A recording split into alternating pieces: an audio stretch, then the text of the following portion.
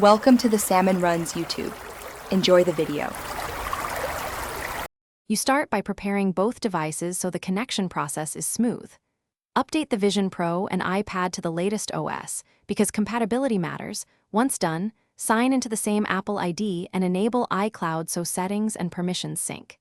Make sure Bluetooth, Wi-Fi, and handoff are turned on, as these services negotiate discovery and screen extension.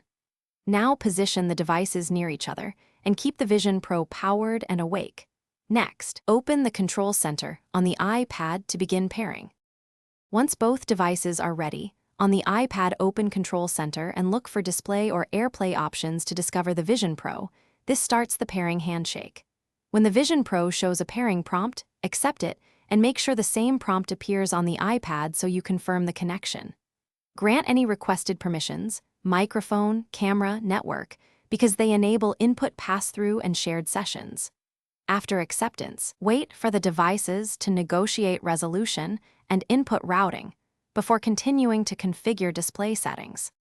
To finish, choose your display mode, mirrored to duplicate the iPad screen, extended to add a second workspace, or standalone for Vision Pro apps, because each mode changes input and performance.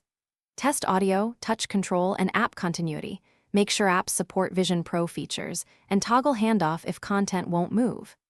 If the connection fails, restart both devices, sign out and back into Apple ID, and attempt pairing again within 30 seconds of restart.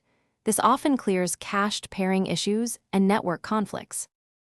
Thanks for watching. Consider subscribing if we helped you.